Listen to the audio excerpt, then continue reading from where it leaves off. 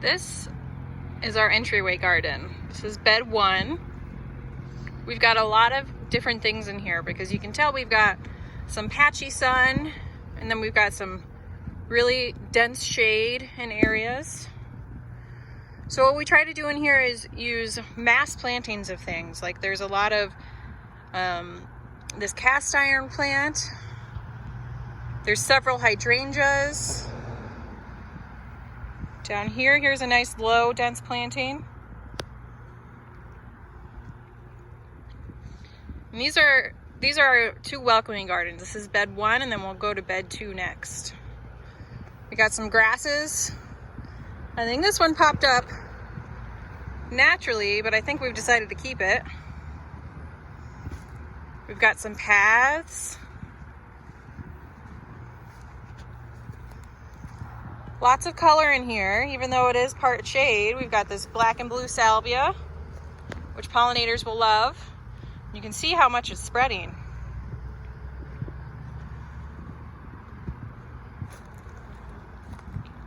We've got a Japanese maple here.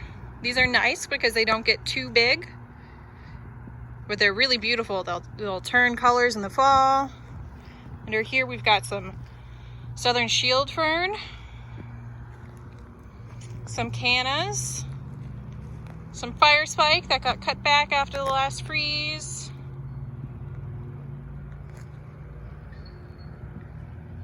This fringe tree. Now this isn't the native fringe tree. This is the Asian fringe tree. But it's still beautiful in the spring. Some gingers, some kunti down here.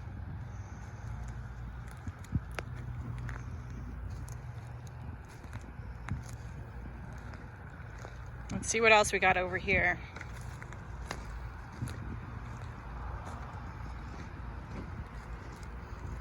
We've got some angel wing begonias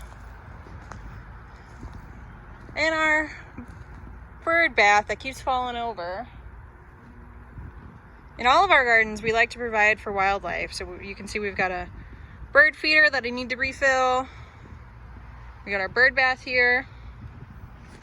Some more kuntis, just repeating that same plant from earlier. It makes this part of the bed become in conversation with the other part. Our entryway sign. Master gardeners have done a great job of clearing out in this palmetto area because it can get quite dense.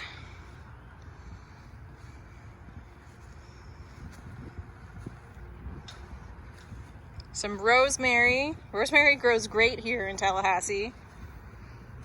Grows as big as a bush.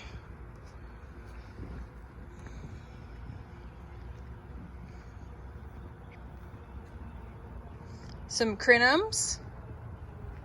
Some more gingers. And then if we look up, we have these nice canopy trees.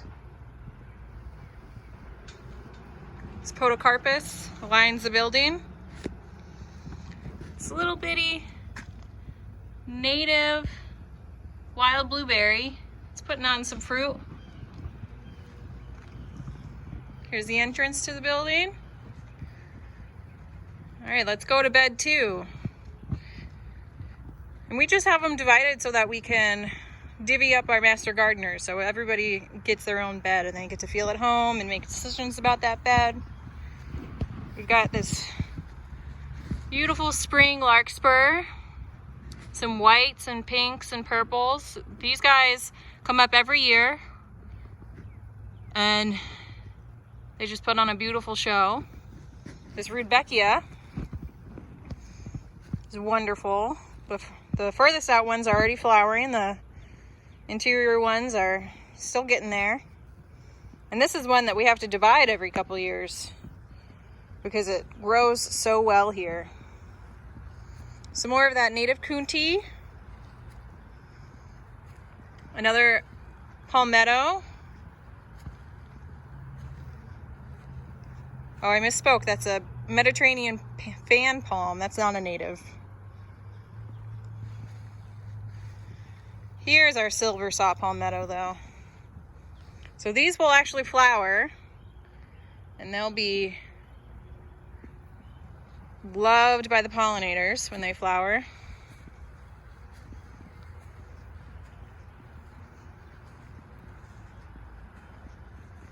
This weeping yaupon. Check out those berries. I'm sure the birds are all over this spring. We've got quite a few lilies in here. And then you might see some nandina, but this is nandina that is specifically sterile. So we don't have to worry about it being an invasive plant. You can see the bumblebees like that we haven't been weeding. They got some Florida betony there that they're devouring.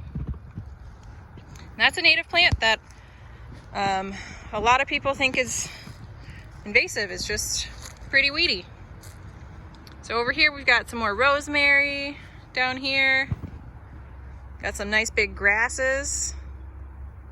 Now on the other side of this is the parking lot, so we got it nice and dense here, so it feels like a little oasis back here. Another big old cedar tree, a hardy begonia back there, some calatheas, and some ajuga way back there.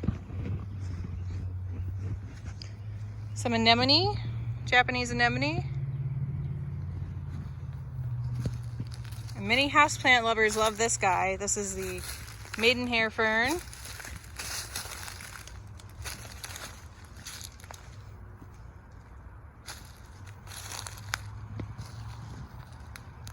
This here is a soft caress mahonia. It's starting to flower again, it looks like.